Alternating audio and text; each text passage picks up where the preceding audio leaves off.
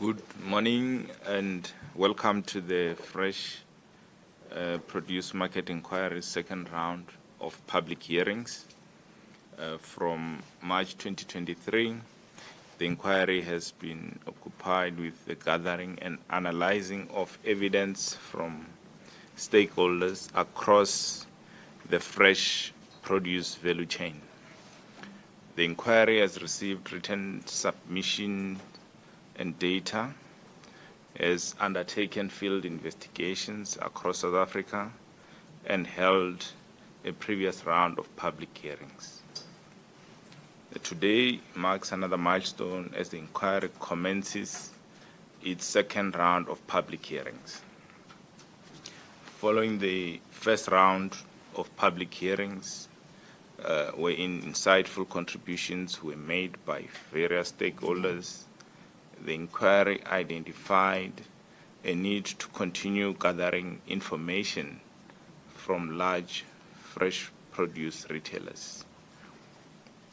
As the SPAR Group and Woolworths participated in the first round of hearings, the inquiry invited Pick n Pay retailers, Shoprite Checkers, and Food Lovers Market to participate in this round. Out of the contacted retailers, only Shoprite Checkers declined to participate in this public hearing. Public hearings are an important part of the inquiry's processes and allow for a further means of engagement between the inquiry and stakeholders in a public hearing. The second round of public hearings continues the inquiry's information and evidence gathering processes. As with the first round of hearings, I shall be chairing these proceedings and will be assisted by the inquiry's technical director, Mr. Juan Mare.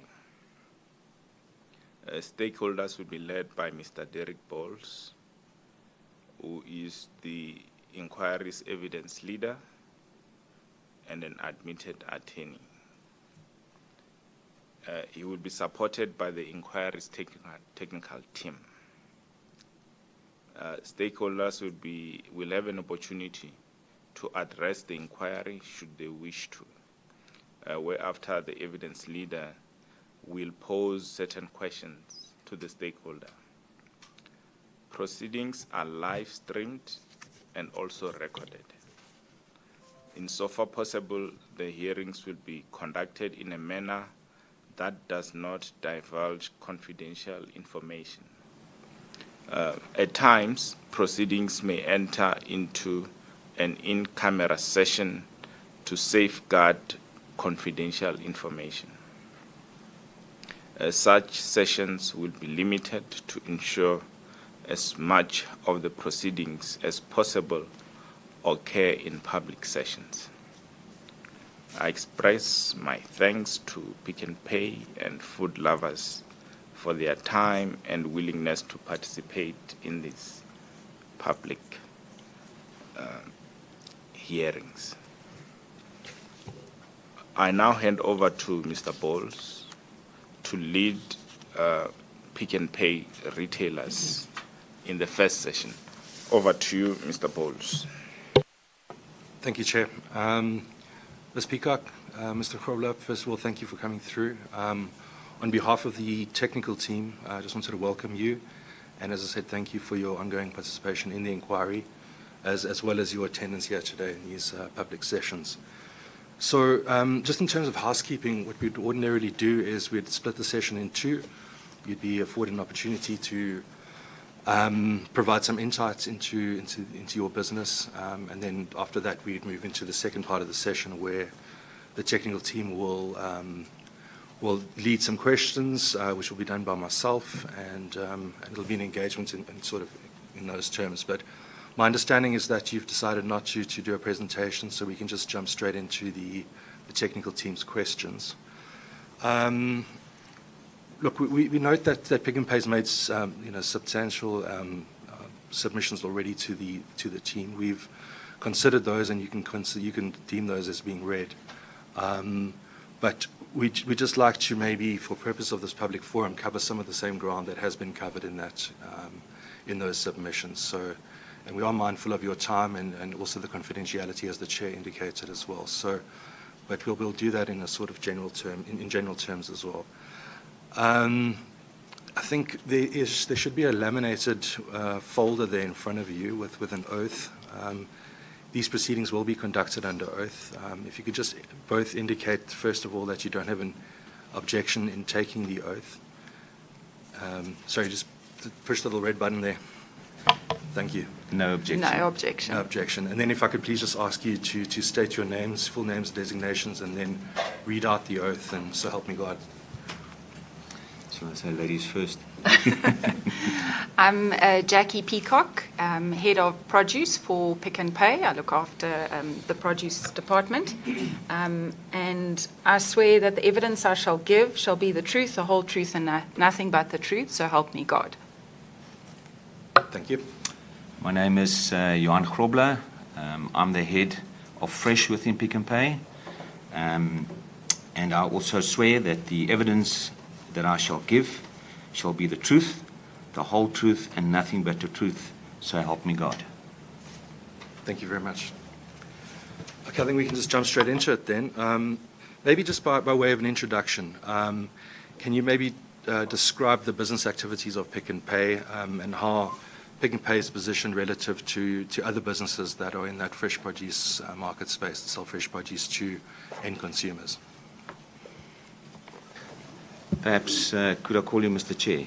I know the real chairperson is there, but You're welcome to call me Derek, it's fine. so just as we've submitted, and I think thanks for the question, because I do think there's a point of clarity we need right at the start. But just from a business activity point of view, as we've submitted, Pick n Pay Group as a retail business in the fast-moving consumer goods industry, which operates across different formats. We operate mainly Pick n Pay, Boxer, and Africa. I think this, I think very important for both Jackie and I is that you should note that the answers we'll be giving today really will default to the Pick n Pay corporate South Africa business. Very simply, because we don't procure on behalf of Africa, and so for the franchisees. We've got a franchise business, but from the franchise agreement, there's an agreement that they might procure somewhere else. Great. So you mentioned Boxer and Pick n Pay, obviously the franchise stores as well as the corporates. Maybe just explain that multiple store format that Pick n Pay has adopted and position those specific formats and relative to the market as well. So firstly, we're not answering on behalf of Boxer. Once again, they procure totally on their own. They've got their own commercial team, procurement team. So if I just look at the Pick n Pay corporate stores, we basically have three formats. So the first format is the supermarkets, which probably most of us shop in. We then have a format, a far smaller format, more so for neighborhood shopping, which is called the local stores. And then we have what we call the big boxes, which is the hypermarkets. And that's mainly the three formats within Pick n Pay corporate South Africa. Okay, great. So maybe just explain the Boxer group, where they're sort of positioned, who's their target market? They're mainly positioned in KZN. However, they are reaching out nationally, already reaching out into the Western Cape, into Limpopo, Gauteng, so certainly increasing their footprint nationally. I think I should leave it there in terms of their business. Yeah. Okay, thank you.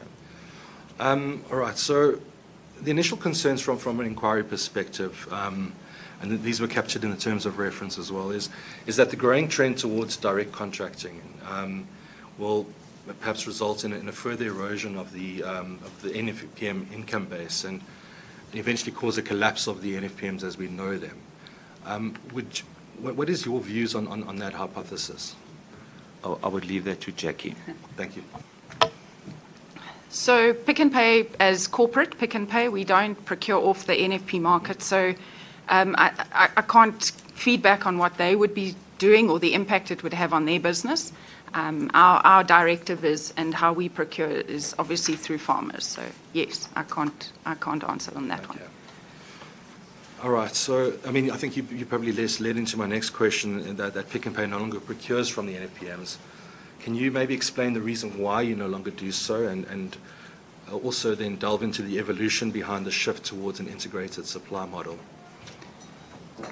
So the decisions have been made. It's through the years, I would say. I think it really goes back to sustainability on our side, and obviously the big directive is on cost implications for us to procure through the produce market. Another part of it would be around health and safety. We get direct from farmers. We know where the products come from, and all of that goes behind it. Okay, so you mentioned that it did sort of happen over a period of time. Around about early 2000s, I think we started noticing trends, at least internationally, in Argentina and the UK, where supermarkets or retailers were moving away from the wholesale market. Was that something similar to the experience that we had in South Africa as well?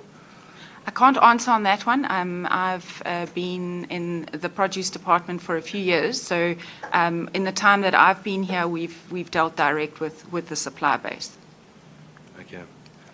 So you wouldn't be able to then ask or answer at least, what changed at least with regards to retailers procuring on the NFPMs at some point, and then moving to this integrated supply chain model? No, I can't answer on that.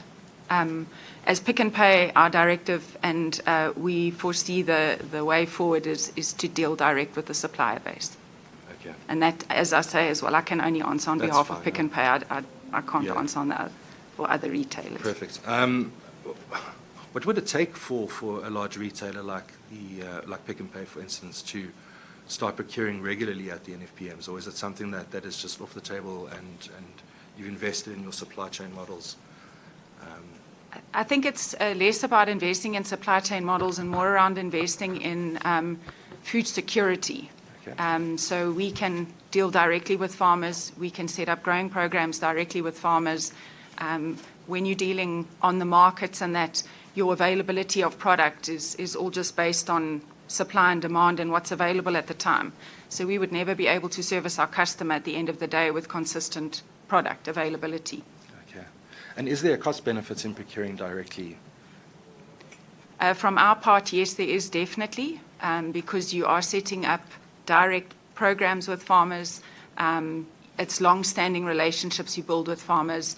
It's not hit and miss as to what's happening on the markets. Yes. Okay.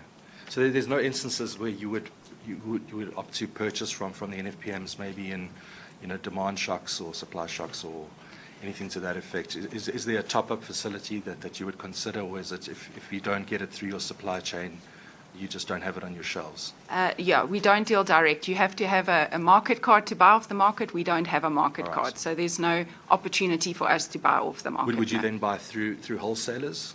We do have our consolidators, we call them, that we would be able to, but our consolidators are also set up. We've got set up growing programs with them, and they've got growing programs set up with the relevant supplier base. Generally, if there's not product available in our stores, there's not product available on the markets either. All right. Okay, so maybe just moving on to the price discovery process at the NFPM. So what we have learned, or at least what we've observed in the inquiry so far, is that even stakeholders that aren't purchasing directly on the markets are still using the price discovery process at the markets as some sort of negotiation benchmarking, or at least a benchmark upon which to negotiate directly with growers. Would you say the price discovery process at the NFPMs is a reliable indicator of value pricing? So from our perspective, we do look at the market pricing 100%. It's very important because of what the market pricing does within the industry. So very much dictates the industry pricing, but it's not the sole reason or the sole point we use as to decide on what the pricing would be. No. Can you maybe just go through some of those factors that you would consider? So we obviously we do benchmarking across other retailers. We go and have a look at what the pricing is doing in the other retailers. We look at what is happening within the industry, and then obviously it's off the market. So you can benchmark against that. It gives you quite a good view of what's happening in the industry. Okay. So, I mean, the sort of price discovery at the NFPMs, would you view that as a proxy for an ex-works distribution centre price for a retailer, for yourselves? Sorry, just repeat that question. Sure. So what I'm saying is, obviously product gets delivered to your DCs from the growers, and it arrives there.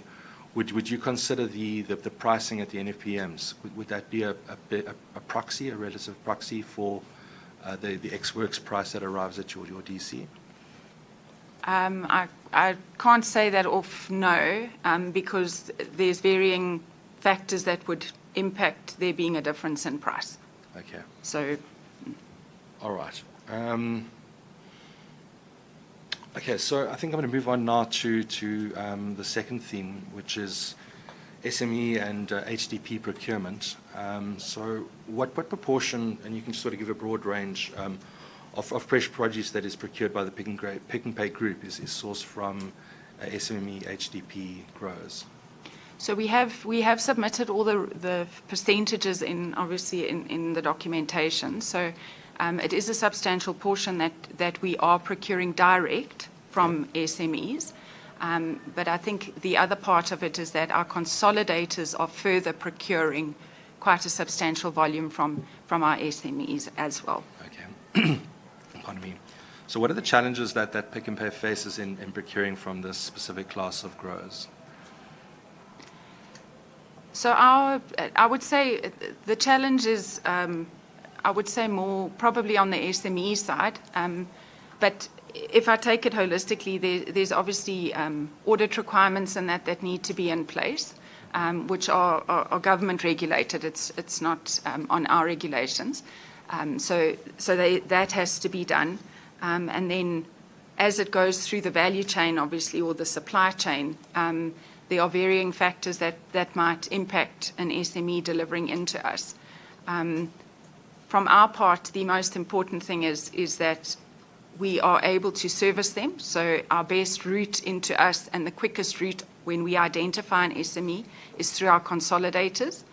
And then as their businesses grow and build, we then will move them. We will then move them onto direct supply. Okay. Does Pick and Pay require any form of exclusivity from growers to only supply Pick and Pay or supply a certain percentage of their fresh produce to Pick and Pay? We do not have any exclusivity agreements, no. The only thing that Pick and Pay is particular on is we have our own packaging. So obviously a Pick and Pay packaged product can only be supplied into Pick and Pay. It can't go into any other retail or any other informal market. But that's the only thing, yes. And do you supply the packaging to the growers themselves, and they then pre-packages, and it gets delivered to your DC in a We don't supply the packaging ourselves. We work with packaging companies, so obviously on what it looks like and the layouts and that. But then the suppliers would procure direct then from the packaging companies. Can you maybe take us through the growing programs that you have in place, and maybe just explain how those operate and the benefits behind that and the thinking behind these growing programs? So obviously the growing programs, the most important thing around a growing program is obviously being able to have product on the shelf at the end of the day. So we look back on history, we look back on what the demand has been over time. We also look back on areas where we may have had no supply, that we need to now fill gaps. And then based on that, we are then able to work directly with the grower to say this is now the volume requirements that we have. It's also very dependent on what part of the country products are grown in, obviously because certain crops work well in certain regions where others don't. So based on that would then be for us to then issue a growing program to a supplier. For a supplier or our farmers, the most important thing on that is the fact that they've got that program of business then. They know then for the year, the 12-month program, that they've got business with us, that we will procure product from them. Okay. And maybe just walk us through how that price is determined. I know you did indicate some of the factors that you consider, but maybe just if you could expand on that a little bit and walk us through how that price is determined and how often it is negotiated with growers. So we do our pricing weekly with our growers. And then, as I mentioned earlier, the areas that we look at on be it on the market or be it with our competitor retailers, what's happening in the industry, supply and demand as well, which would have a big impact on the price. And then it's negotiated then with our suppliers. Direct, we do negotiations across our full supplier base. And then based on that, obviously then pricing would then be discussed. Okay, so it is a negotiated price. 100% negotiated, yes. And I mean, you would consider factors, like input spikes and things like that into Absolutely, that. yeah. It's very important that we look at the holistic view of what's happening and what is impacting the grower as well. And then based on that, yes. I mean, we have seen an increase in the cost of food, and I think it's been broadly dealt with. It's been dealt with sort of quite broadly in the media. Maybe just sort of give us an indication of some of those, some of the reasons behind that increase in price that we've seen. Are you asking me to answer on behalf of Pick n Pay, where our cost prices? Yeah. So I think the biggest impact at the moment we look at is load shedding. Load shedding is having a massive impact, and I talk on Pick n Pay within our stores, and I'm talking produce directors. The impact on our fridges, generators running extra times, all of that. That is, I would say, one of the biggest ones. You've obviously got your general labor costs that increase. You've got rental costs that increase, and all those things then that would impact the increase in price from a retailer's perspective. And I mean, so you, it's an ex-works price that gets delivered from the grower to your DC. I mean, have you seen an increase in the transportation costs on their side and also on your side as well? And maybe just talk us through the costs of the costs of transporting fresh produce. Transport costs have increased exponentially for us as well as our growers.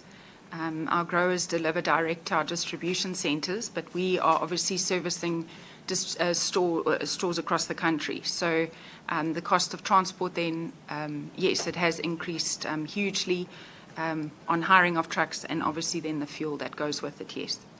Okay. And is rail a consideration?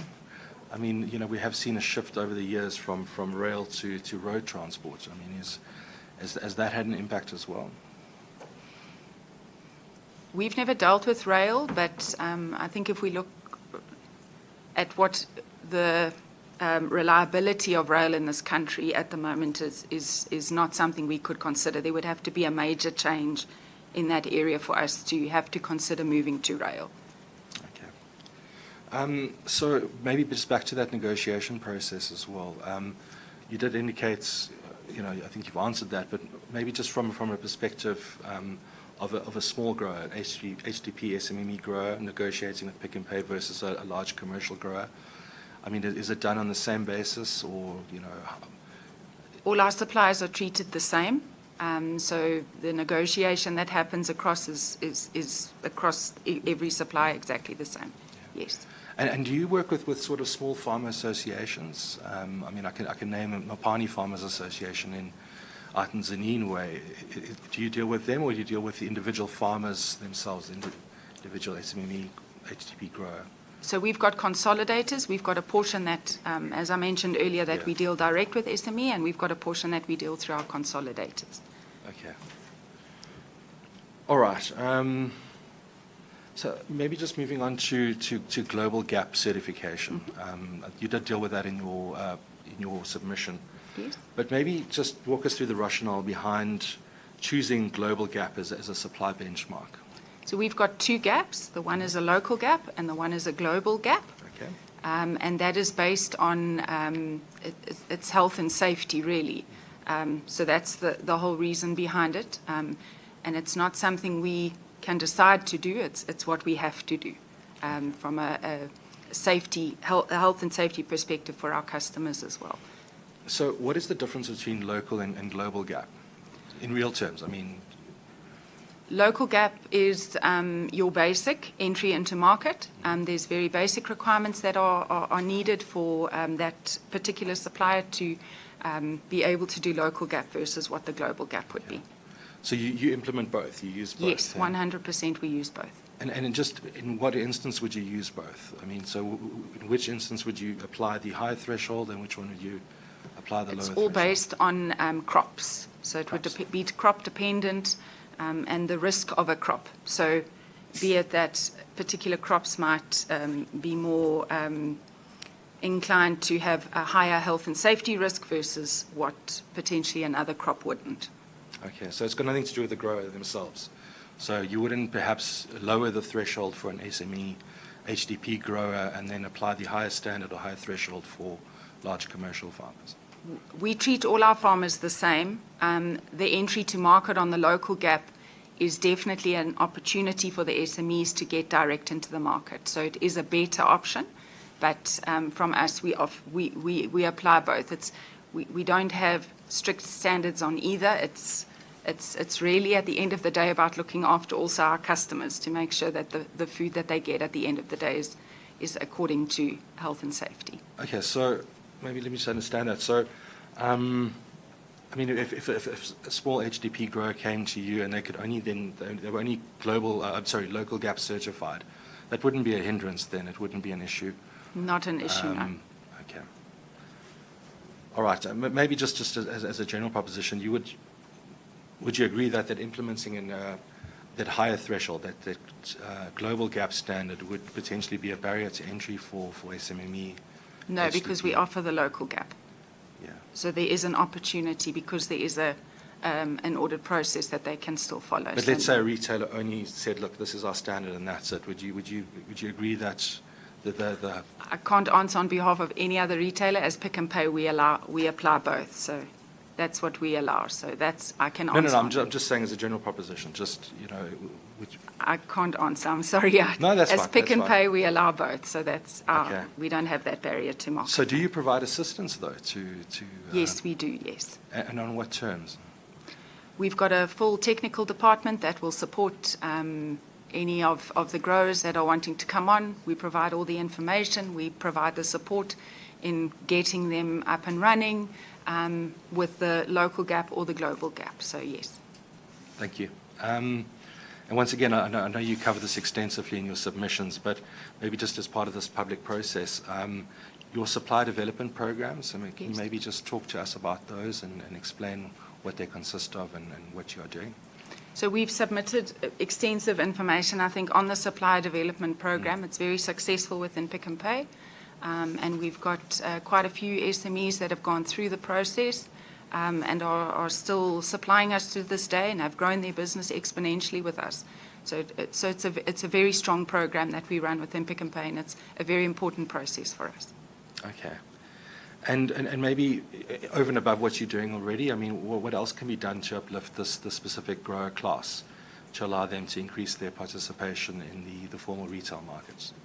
I think as Pick and Pay, we're doing a lot already from, allowing the opportunity through consolidators. We've got that as a direct into us market. I can't talk on behalf of anybody else or obviously on the fresh produce markets because I don't know what their requirements are, but as Pick and Pay, I believe we're already covering a lot by assisting with the technical support, by assisting with the relevant information required, and then also through our consolidators. So what are the challenges that they are facing, those growers? I mean, through that supply development program, there must be some sort of back and forth. And so what are the challenges that you're picking up from that supply group? Are you talking SME farmers in particular? That's right, yeah. Sorry. So I think there's obviously the if I talk of Pick n Pay and the impact that load shedding's had on us and transport costs and all of that, I think the cost of farming has increased exponentially for anybody. So as an SME coming new into the market, the outlay of what they would need to pay and to develop their lands, crops, and then to be able to supply, it's become very expensive. Okay. So are you aware of these rural hubs that have sprung up? I know there's one in Zanin which is functioning quite well. It's run by Spar. It's called the Spar Rural Hub. So what are your views on the effectiveness of these hubs specifically in assisting these growers in participating in this market? So I can't talk on behalf of Spar. As I say, as Pick n Pay, we've got our consolidators. So those are our hubs, if I want to say, that we have got, and they are then remove that barrier to market then on allowing an SME to supply into us. So where are those consolidators based? Are they sort of in those rural areas, or can you maybe just explain how they function? We've got consolidators based all over the country. So I think we have submitted also on where our consolidators are, but I think if you want, we're happy to take that question offline if it's okay, because obviously our supplier base is it's our information, if I can say. We have submitted it all, yes. Sure. So, but I mean, they sort of operate as pack houses essentially. So yes. Produce gets delivered there. They sort, grade, package it, and then that gets delivered. Our consolidators also pick up at the farms. Do they? Yes. Okay. So we've got that as an option for our consolidators. Pick n Pay as well offers exactly the same service. We call it backhaul, where we pick up off the farm and deliver them to our distribution centres. Okay. So maybe just servicing rural areas, and that's going to be sort of the next focus of the questioning. So does the Pick n Pay group have a presence in rural areas across South Africa? Pick n Pay as Pick n Pay corporate, not all rural areas. We've got, so for Pick n Pay, I would say that's what we've got. Yeah. There are a few local stores, but as Pick n Pay, we are not in those areas. Okay. I think and your franchisees, are they?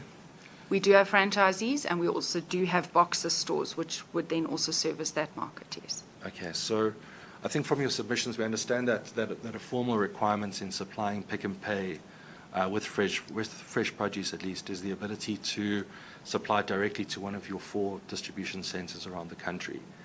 You did mention backhaul now, and that's obviously one of the, but that's by arrangement only. So can you maybe explain the rationale behind the locations of those 4 DCs? I know there's one in Cape Town, Durban, PE, and Gauteng. But so those are the 4 main hubs of where we distribute product out of. But I think, as I've also said, we have got consolidators that are going onto the farms and procuring product off that. So it's not because we are based in Johannesburg that is now a barrier to market. They can still supply it through our consolidators. Okay. And the same would apply then for our backhaul. Okay, so then what is the greatest distance that a store can be supplied from a DC before it becomes uneconomical to service them? We don't have that decision as Pick n Pay. If you draw from so you don't sort of have a radius and say, okay, well, this DC will service the following stores in this particular area, this 200-kilometre radius, for instance, or you can't speak to that level of detail. No, so, well, look, we obviously got radius sorted out, so we've sorted out as to who gets supplied out of a specific DC, but we don't go that there's certain stores excluded. So we've divided our national footprint into the 4 main DCs. Okay. So I think maybe you've answered my next question, and I was going to ask whether Pick n Pay has smaller satellite DCs, but you say that you use the consolidators as an alternative rather than. Yes, that's correct. Okay. But is there, and maybe we're going to move into the sort of boxer territory now, but is there flexibility in the system at least in which would allow an SME HDP grower in rural communities to sell directly, say, to a local boxer store? or is it without having been put to the expense of delivering it to a DC or a consolidator? I can't answer on behalf of Boxer. I'm really sorry. Just not sure. Is it? Yeah. Okay. Not sure what the arrangements are from a Boxer point of view. All right. Okay. Okay. So then, and I suppose the same applies for your franchise stores as well. I mean, if you've got a local franchise store out in, I don't know, in Toyando, for instance, I mean, could essentially the local growers in that particular area supply cabbage directly to that franchise store, or does it? They could. Okay. And you don't know what terms they would do that? Yeah? No, we're not involved in the procurement or, well, when they procure outside of our system, we're not involved. So we're not involved in terms and logistics around it. Okay, sorry, I've just got a question here from the team. I think we're going to move back to that local gap thing. Is the local gap that is implemented by Pick n Pay a generalized local gap, or the one that is customized by Pick n Pay? It's not customized by Pick n Pay. It's the government requirement local gap. So it's what we're allowed to use. Okay. Sorry, just bear with me for a second. Mm-hmm.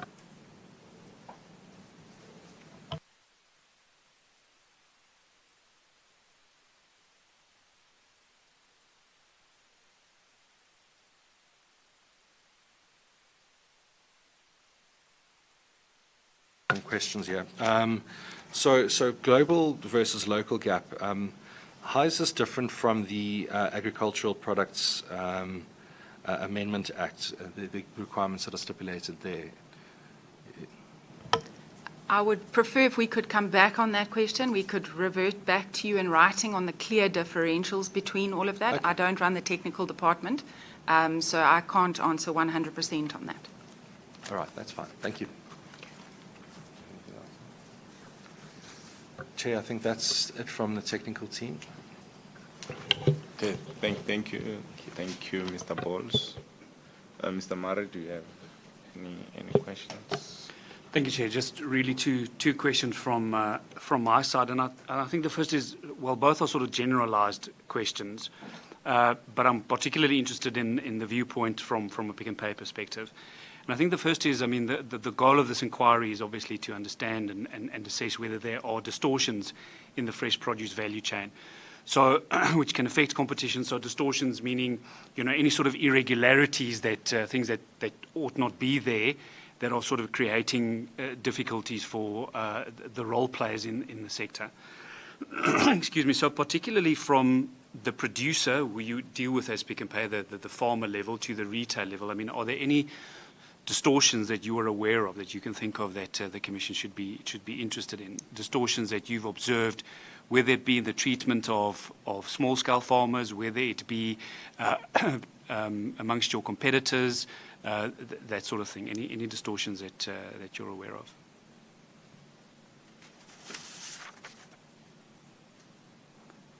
I would say no, not that we're aware of or that we've been made aware of, no.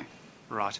And my second question is then, as the inquiry, we're obviously looking at how the value chain developed in the past years, and we sort of discussed already that Pick n Pay had moved away, and we couldn't delve too much into that.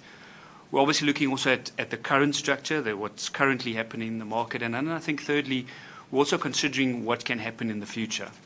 And I think particularly of relevance is if we look at what's happening across the globe, particularly in Europe with the relationship between farmers and retailers.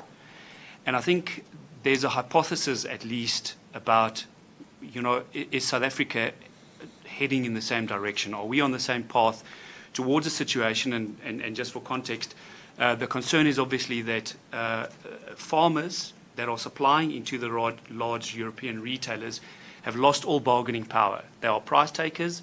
The retailers are telling them, you will get this price for your produce, you can't bargain with me. The farmers then complaining, saying, well, I can barely cover costs, I'm not making any profits, and I don't have any alternatives, I can't supply anywhere else, I'm forced to go to supply into these retail stores. And I think the concern then is that, is South Africa heading along the same route? So that's the hypothesis. That's the sort of problem. That's the concern that's happening elsewhere in the world. We're considering, obviously, whether that is something that we need to be worried about as a country, but then perhaps also as a regulator that's involved in an inquiry that's looking at distortions, bargaining power distortions, countervailing power distortions, those sorts of things. So from your perspective, and this is my question, from your perspective as Pick n Pay, what would your response be to that hypothesis that South Africa heading down the same route?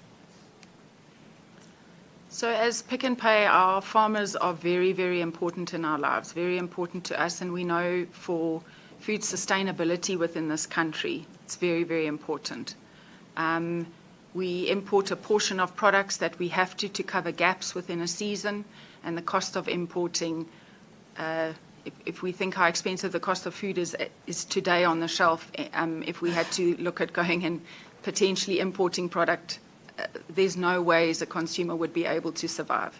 So for us, the important part is we have to, as Pick n Pay, look after our farmers, look after the agricultural industry in this country to ensure that we can provide food to every South African on the table going forward. And I don't think importing of products would ever be a solution for us.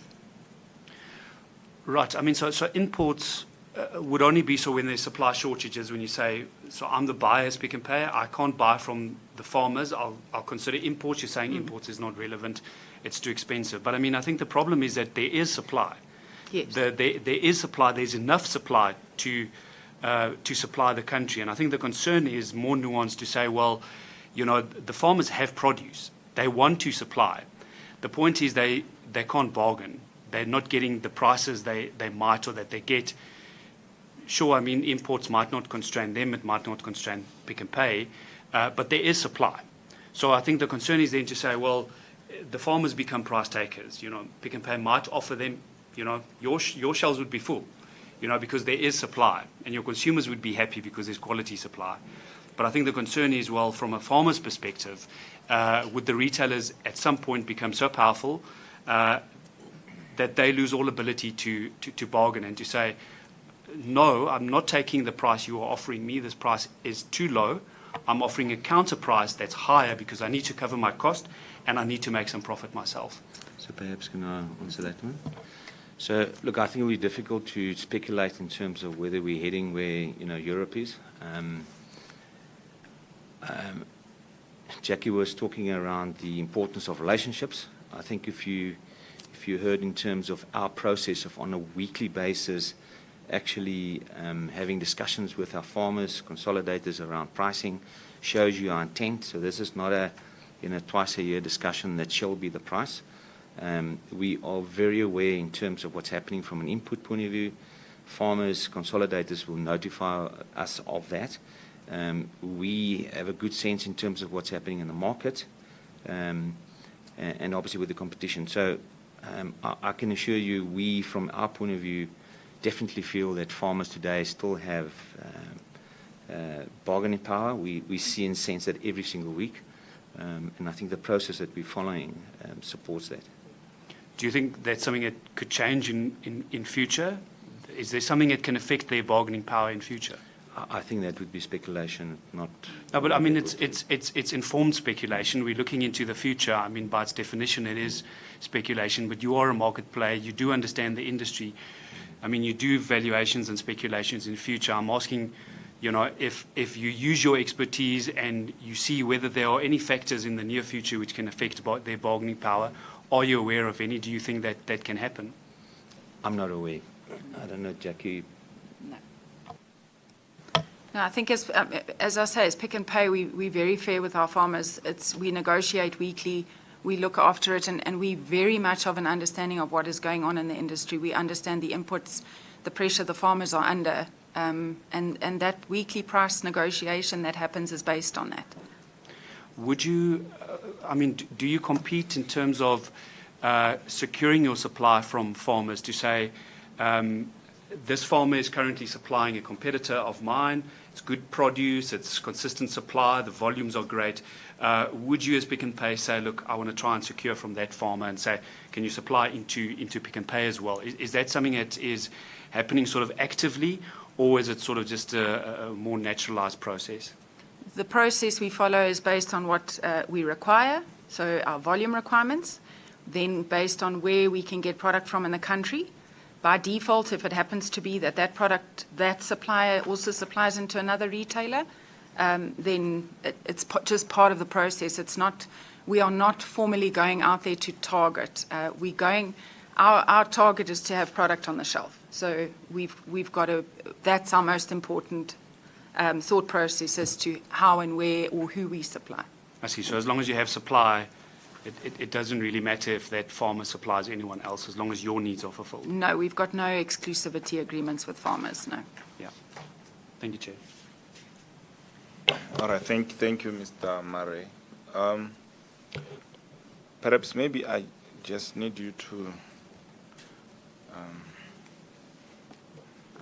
just some basic information, just so that the understanding is correct our side. So just confirm, how many distribution centers do you have in the country? For fresh produce, it's 4. It's 4. Where are they located? We've got one in Johannesburg, there's one in Cape Town, one in Port Elizabeth, and one in Durban. Okay, so how do you source the product in those centers?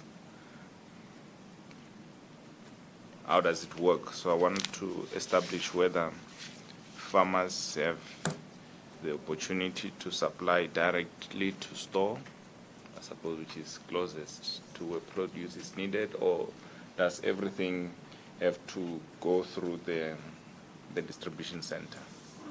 So for Pick n Pay corporate, we prefer that all our products go through the distribution center, and that is based on the quality control processes as well that we have in place. But as I've said, we also pick up off farm gate as well. So it's not to say that a farmer can't get it to the distribution center. We offer that service as well. And then obviously through our consolidators as well, who will then go and pick up off the farm gate. So what's your reach? I've seen your top, suppliers, but just want to get a sense of your reach from each of your regions. So where you source produce, how far do you think, are you able to go and do so efficiently? We source product from all over the country, and through our consolidators, we can go through the backhaul process. It would be to where the closest Pick n Pay is, because our distribution trucks are going to those areas.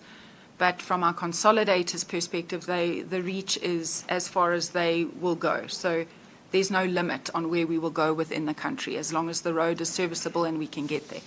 Okay, that's fine. And if we are to, because we were doing the pricing analysis, I just want to understand that we have this value chain correctly. So your price to the farmer, what does it include essentially? So is it a price to the DC, or is it price from the gate? It's priced to the DC. So it's priced to the DC, so? Yes. Okay. And then from there, from the DC to store, whose costs should we attribute there? From the distribution center to the stores, falls under Pick n Pay. That falls under. That's under our Pick n cost, Pay. yes. Okay. And have you been, have you assessed this over time? I suppose how the system has been working in terms of efficiencies and what hopefully extract over time, or what has been your assessment? We work very closely with our supply chain colleagues, so on a weekly basis we're meeting with them on any cost or models within that we can assist with reducing costs through the chain. So it is an ongoing process that we run, And I think the importance of it is because of the increase of costs that we spoke about due to load shedding and all of that is coming as part of it. We've got to always look at opportunity for reducing those other costs that may be in the value chain. I'm just looking for fresh produce. I suppose there's fresh produce that's, I hope it's not all sensitive to load shedding in the same way, right? Yes, it is, yes. So load shedding impacts from a Pick n Pay corporate, so as in our stores, we have a huge impact on load shedding because of the cold chain. Cold chain is super important to ensure shelf life on a product. So even though a product might be kept at ambient, a potato at a 35-degree heat would still have a very negative impact on the shelf life of that quality. So as soon as our air cons are not able to work or the fridges are not able to work, you shorten your shelf life. So yes, it has a big impact for Pick n Pay, yes. Okay. So in terms of so the retail price, so when we look at this, we will look at the price of the farmer to DC and the price you charge at retail. For corporate, Pick n Pay corporate, who sets that price at retail? For Pick n Pay corporate, pricing is set by the commercial team, so we would set that price, but it's based on the cost factors through the chain. And for franchises, who sets the price? Franchise sets their own pricing. What is the role of Pick n Pay in pricing, if any at all? Perhaps just to clarify, in terms of where franchise would procure from us, the charge to whether it's a corporate or franchise store is the same. There's no difference from where they procure from us. Obviously, if they don't, we don't know. But in terms of, call it price out to stores, corporate Pick n Pay, franchise Pick n Pay, it's the same price, which allows for the factors that Jackie was referencing to, which is obviously a cost into and then an understanding of a cost to serve, which is determined by supply chain, and that's a cost that we charge out to all stores. Because I just need to understand how it works. So we see, there's a price we see at retail, so what consumers see at retail with the Pick n Pay sticker. Who determines that price? Now let's start with Pick n Pay corporate.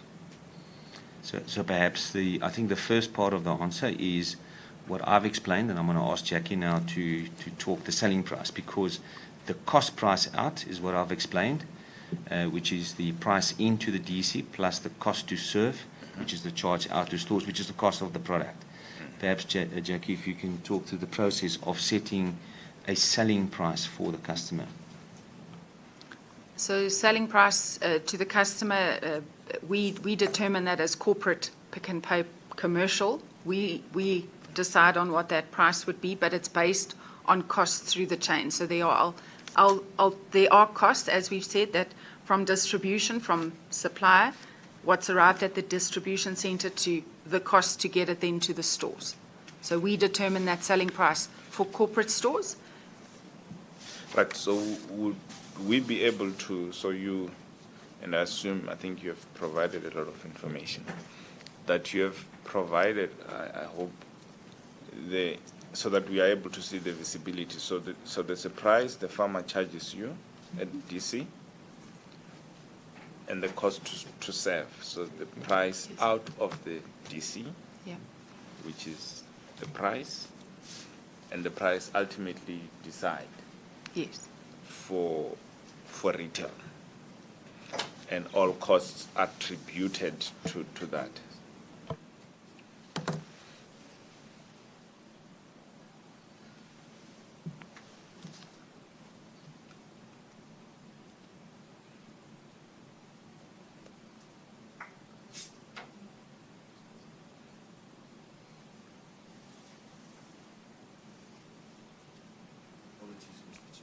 No, it's Apologies, it's Mr. okay, Chair. it's okay. No, he's welcome. Yeah.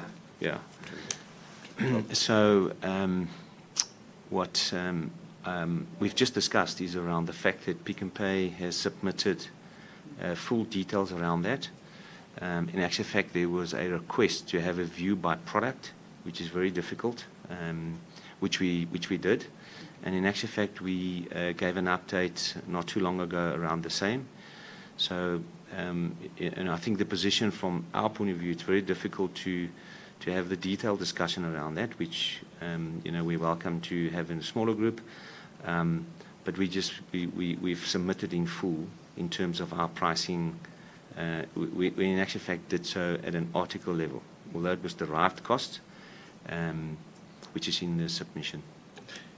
No, I appreciate that. So in this hearing, I'll ask you about the mechanism, and I will not ask you about Yes. to tell us what is the actual margin. Just want to make sure that, as chair, I understand the transmission, the price transmission, how it works. Yeah. That's all. Yeah. Right? So I'm not going to question you why this margin is X.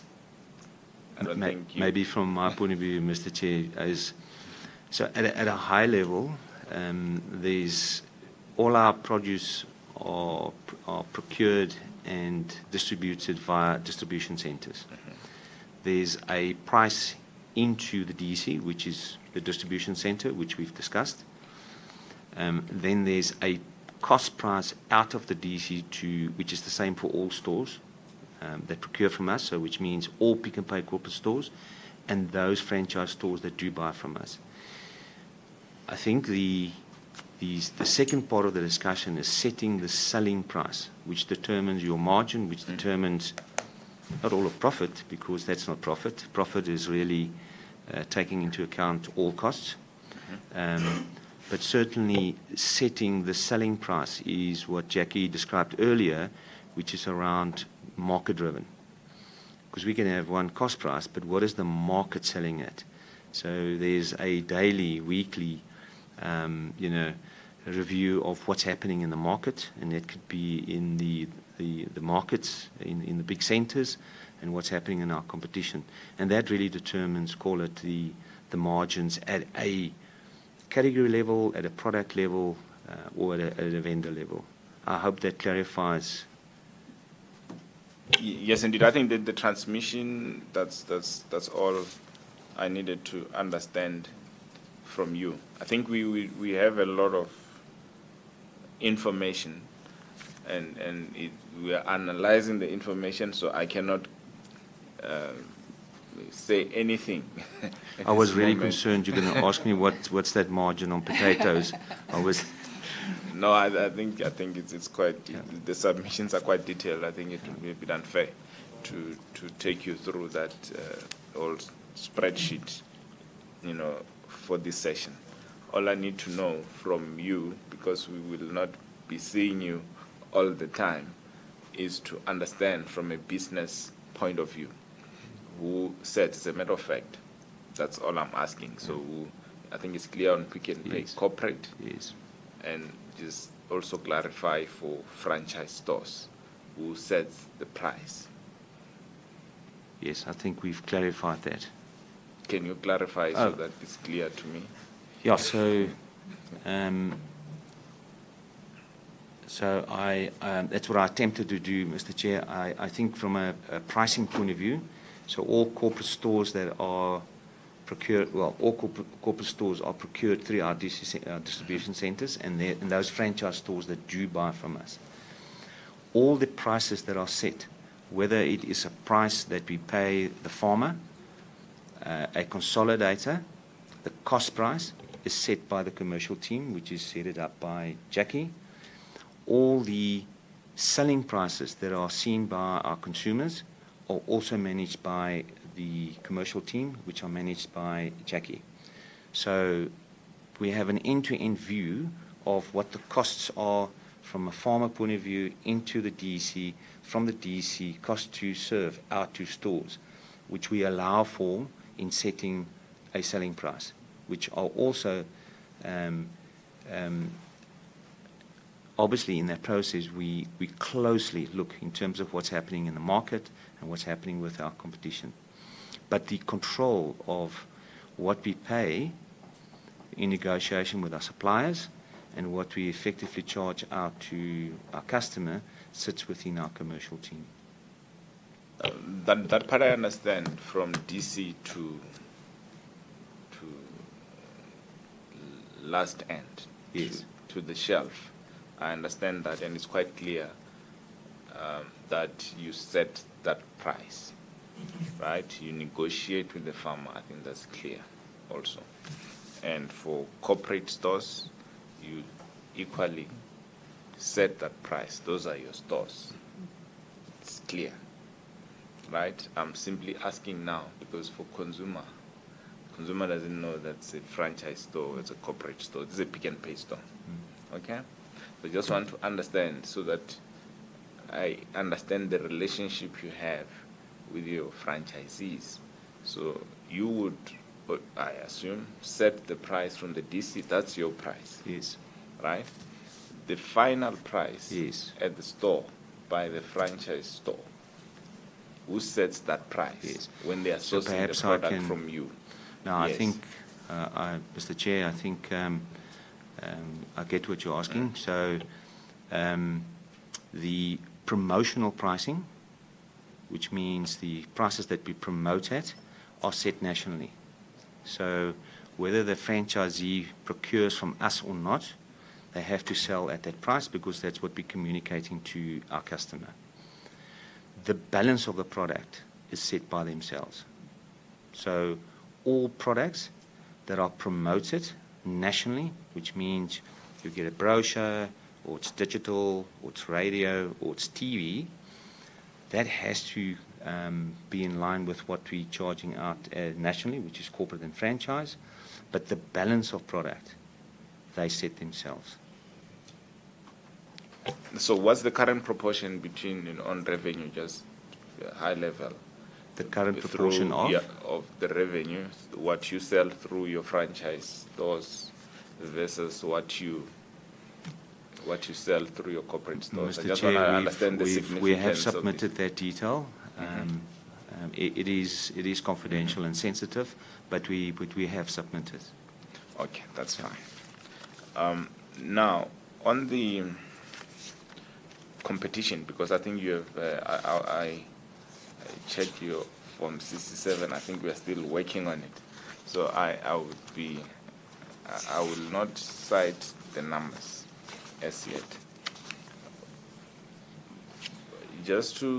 Because I think I just want to understand who is your competition, and where does this competition occur,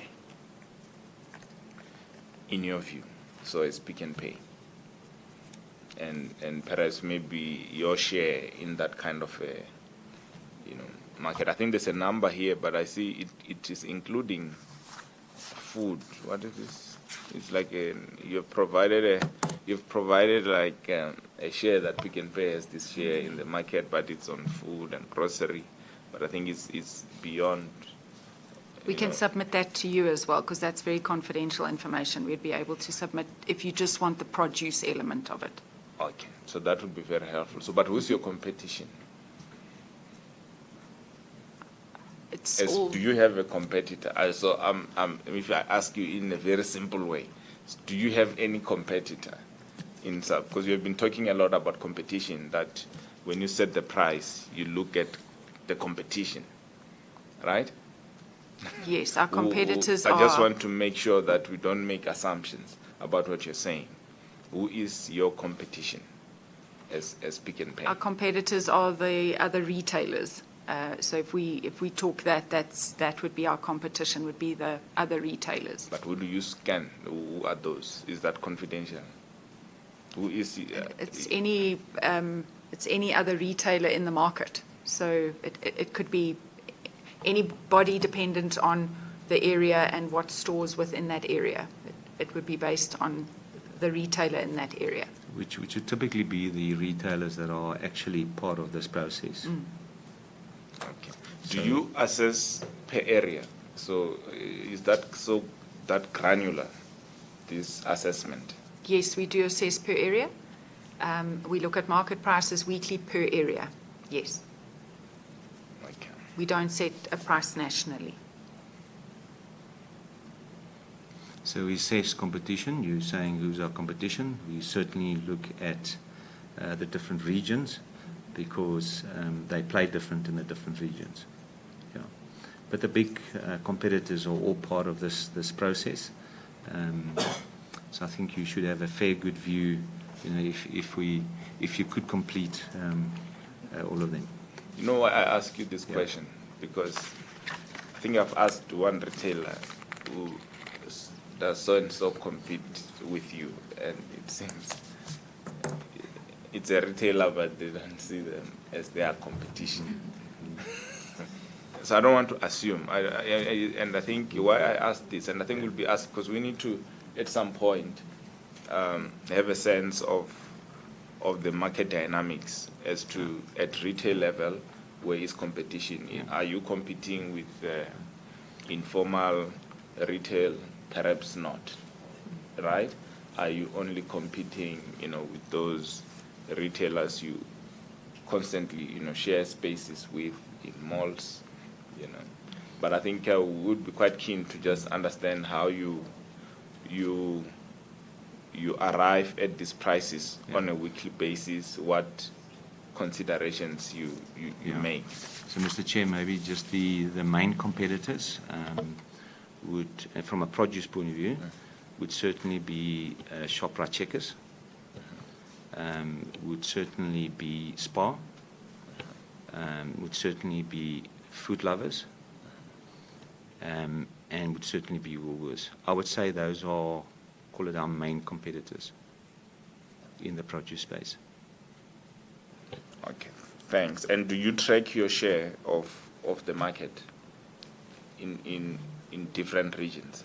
Yes, sir. Yes, we do. Okay, so that you can share with us. Yes. Yeah, because I think we have an aggregate number here. I don't think that number we've got a view by region. Yeah. All right. Okay. No, thank you very much. Now, you'll tell me if this is confidential. Or maybe before I move to this,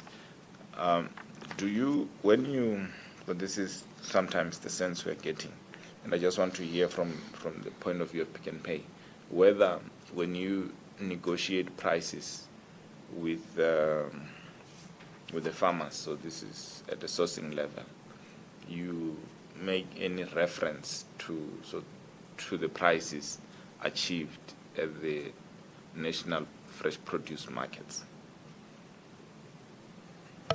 We do use the fresh produce markets as a barometer as part of the investigation on the weekly price checks. It's one of the points that we do use, yes. All right, is that the reference price? Because I'm getting a sense that for some it may be a reference price. What are you meaning by a reference price? What are you referring to? Which price are you referring to? The price achieved on a daily basis at the fresh produce market. I think it's achieved, there are some commissions deducted and everything, and then the offers then are based on what a farmer could ordinarily obtain in an open market. Could I just check with my colleague?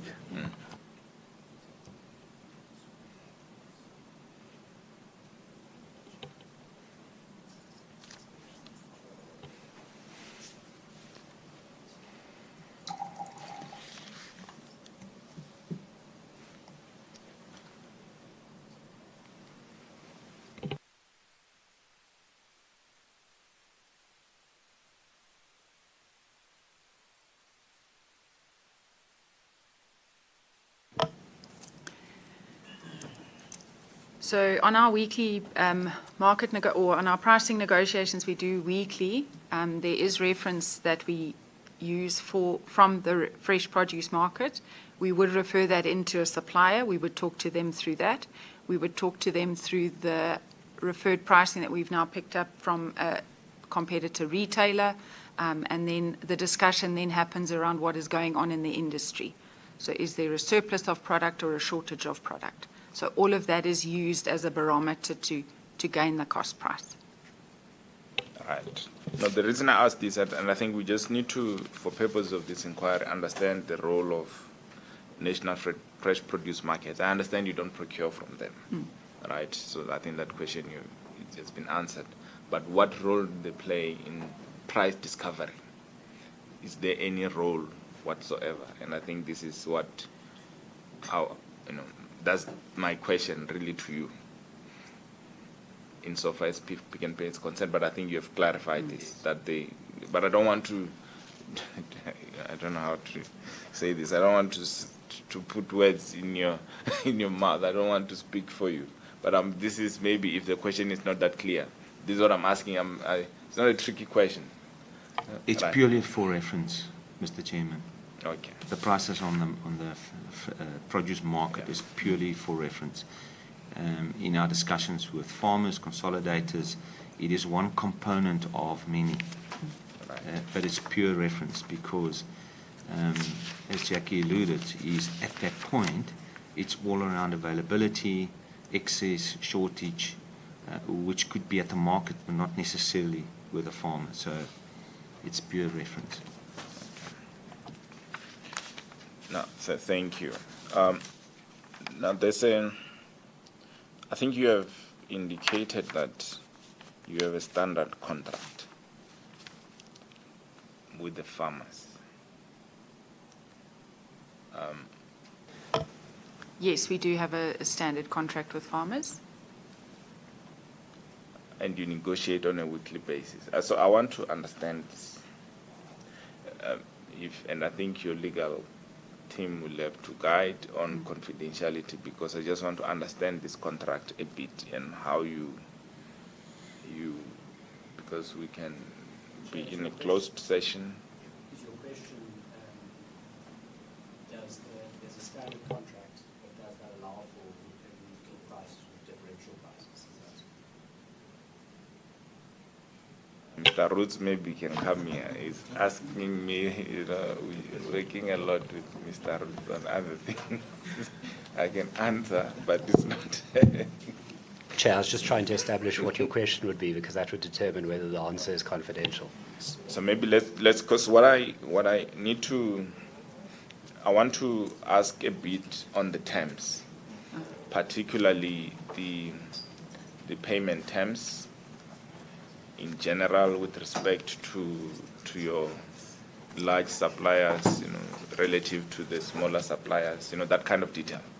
Because it seems to me it's a standard contract. Yes, you've provided it, but there are a lot of engagements and iterations. So I just want to get a bit more on the contract. Chair, my gut feel would be it might be better to do that confidentially. Yeah.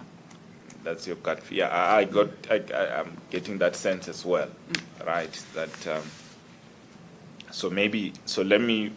we'll deal with that last. So maybe it's better. So all the matters that may be confidential, it's better we deal with them last. So we close the other this other aspect. Now, on the support to small farmers, and I think my colleagues have asked this. I just want to understand the programs you have and when did this program start and how effective you think have been over time. As from a Pick n Pay So that corporate. submission we've also done, and I think Yeah. if you want further detail on it, we've got a team that runs that. We would be able to submit all the relevant But I'm information. not getting a sense of when it started, what is can you see? So I think that information, I think the submissions we appreciate, right? But I think there's some detail. I think that could be helpful, because I think it's understanding the extent and the value, if any, of these kinds of programs. But No just problem, we'll sharing be your able to. experience, if you are able to, if there are any challenges you're picking up in dealing with small suppliers or things like that. Mr. Chair, if that's good to you, we'll do that in writing. Pick n Pay, very proud of the SME program, which is touches on the Ackerman Foundation. I think if you know our founder passed on a couple of months ago, as you know. But certainly as part of the values of Pick n Pay, it's certainly entrenched in our ways of working, and there's huge pride within how the business is supporting the small-scale farmers, and certainly we can provide more detail on that.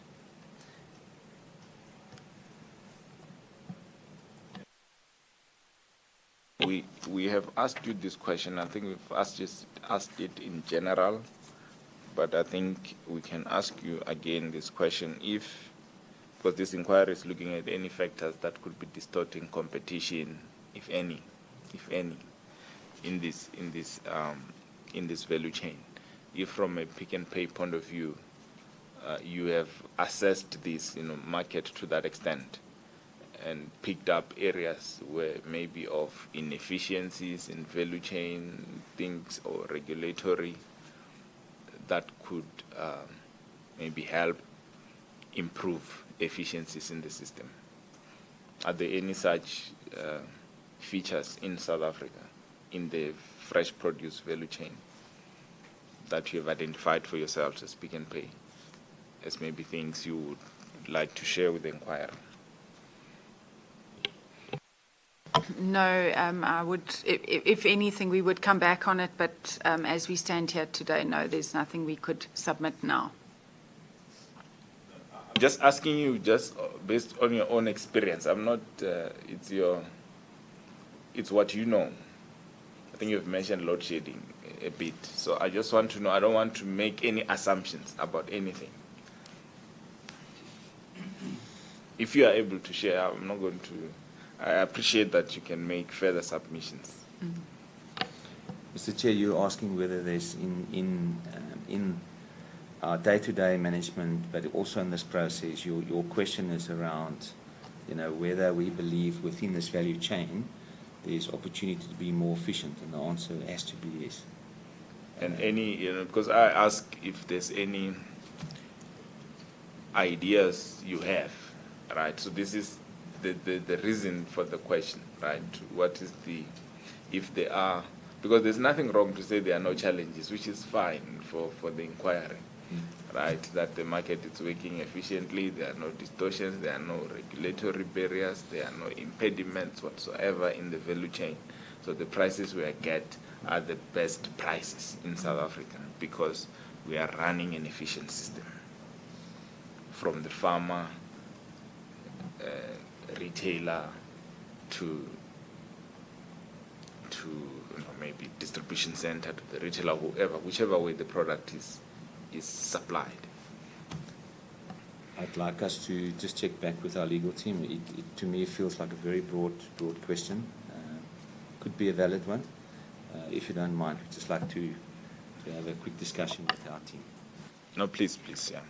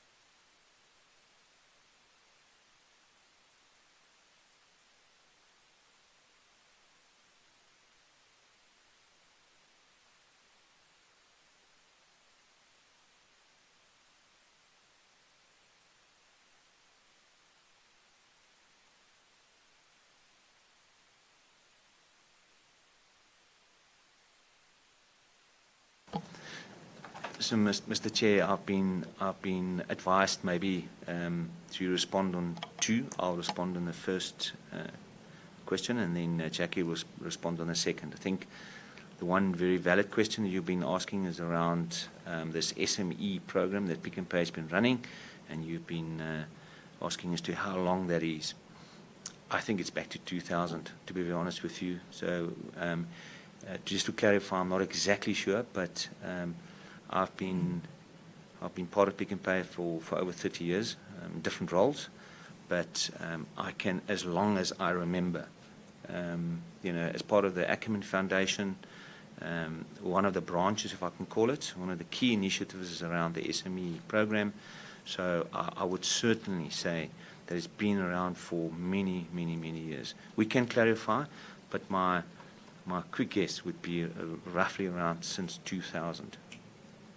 And then just with regards to your question around, which I think is a very fair question, is to ask around in our learnings, in our going about, in our ways of working, around inefficiencies that we believe within the chain, in our own experience, because obviously we can't talk on behalf of the farmers, but certainly Jackie will share, in our view, what we find to be, call it inefficiencies in the chain.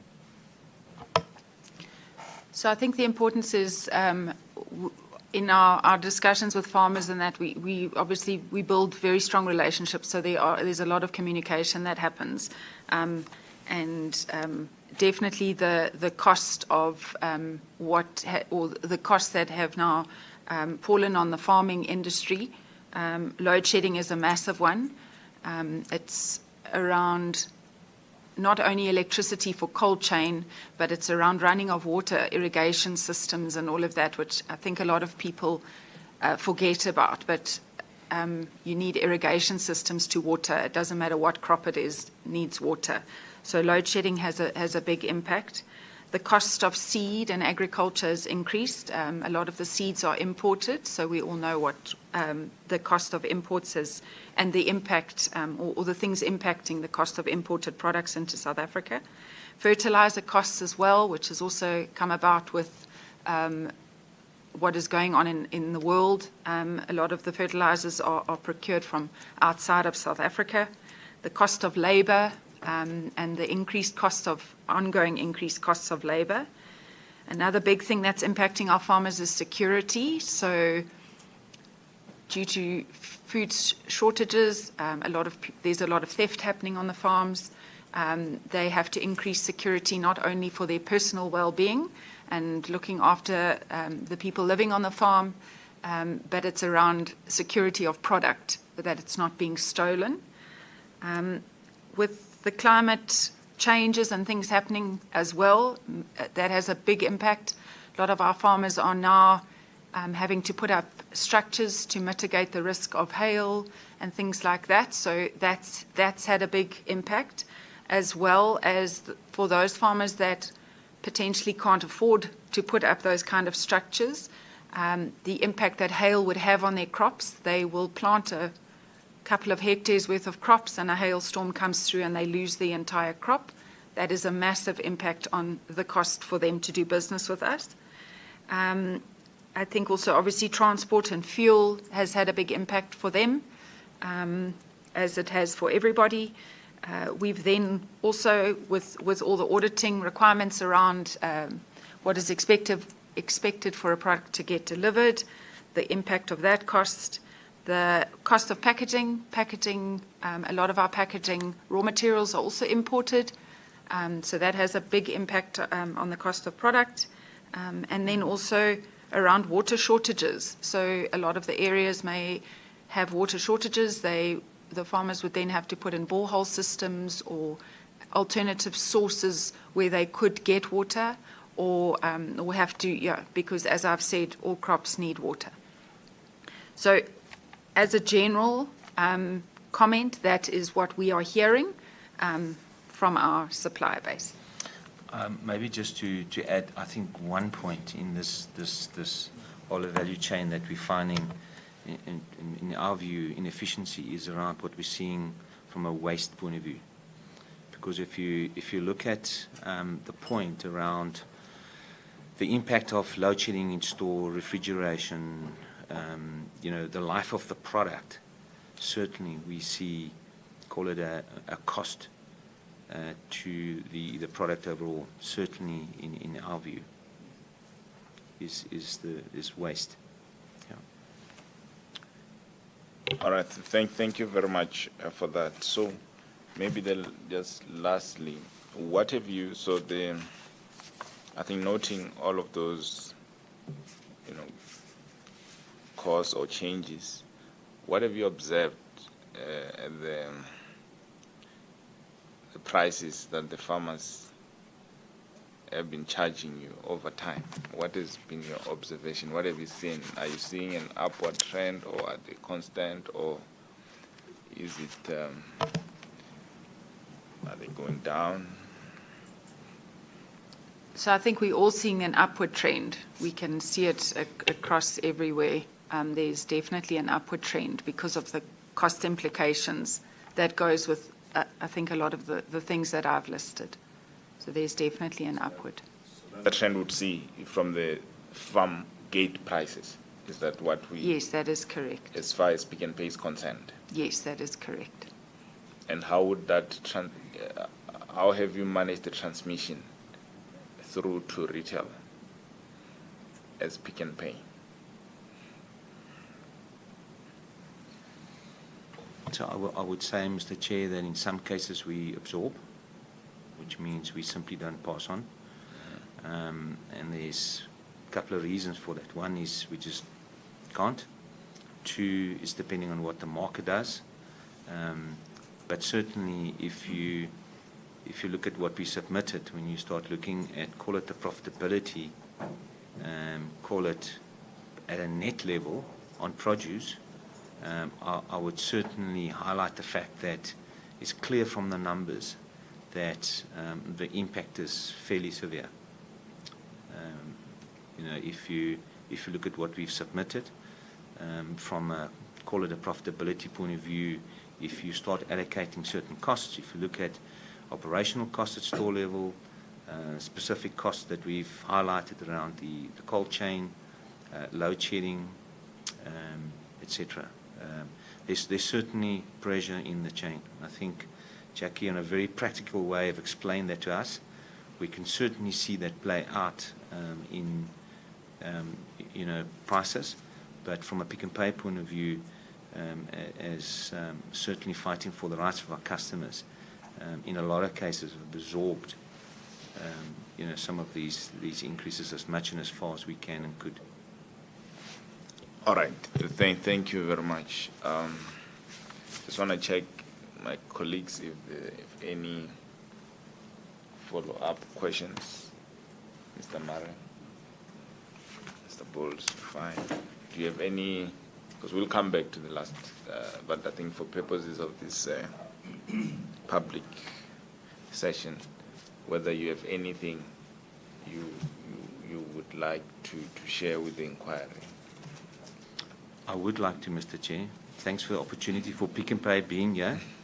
I do believe that from a company point of view, this is part of openness and transparency, and hopefully this is assisting you in the overall process. You have a very clear view in terms of what you'd like to achieve, and hopefully in terms of what Jackie and I today did, is assisting you in that process. I can assure you from our point of view, it's about openness, it's about transparency, and obviously where we could, we shared in this public forum. Otherwise, I think we submitted quite a lot of detail. I was involved with the process of submitting, and we were very open, honest, and frank, and I hope this assists you in the overall process. I think that's it from me, Mr. Chair. But they say ladies always has the last say. Oh, indeed. Thanks, Jan. No. Yeah, thank you, and we really hope we can help further after the session with any other requirements that we maybe haven't been able to answer here. But I think Johan has summed it up really well. So as Pick n Pay, we're here to support the process. Thank you. Thank you very much. We appreciate the time. We will have to, I think, end the streaming now, and as far as possible clear the room. But I don't see this.